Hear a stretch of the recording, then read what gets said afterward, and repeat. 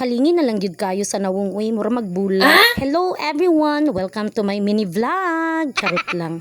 Muadto ko og Don Carlos karon kay mopalit ko og bag tapos uniform pod sa ako ang anak since naa na may mga notebook so mao na lang jud ang ako ang kulang. Nagsakay day ko og bao-bao ani kay pwede man unta ko magbus pero mas gipili nako ang bao-bao lagi kay dagaton man gud kay ta. So grabe ka tsada ang panahon karon, medyo happy ko kay sure jud ko nga dili jud ko maulanan. Naamo ginakaingon nako nga happy ta daw ang araw sa Don Carlos so sure jud ko nga daghan jud kayo ukay-ukay.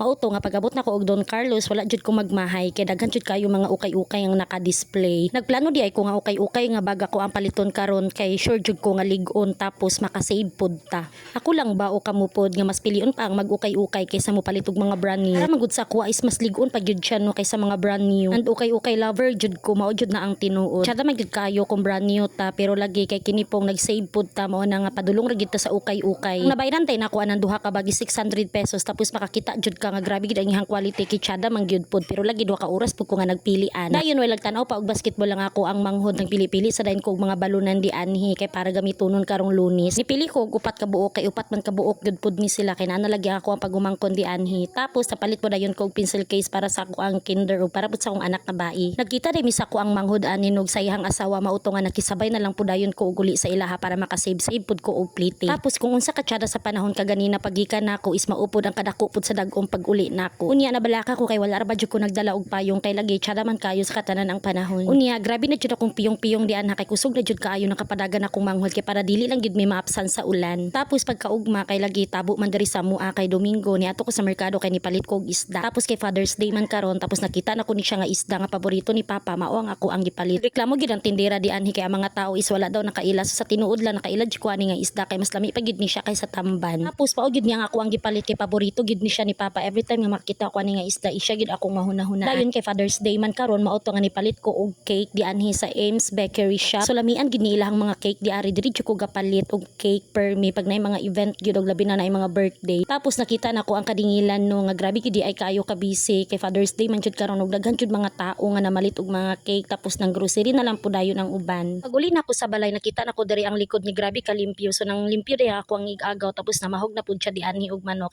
Lagi kay hapon naman jud ko ni uli kay niadto pa man kukog kadingilan kay namalit palagi ko. Lipay na lang pud ko no nga naa sila di anhi sa balay kay medyo nakatakas-takas pud ko gamay sa gimbuhaton sa balay kay naa na may mulungag.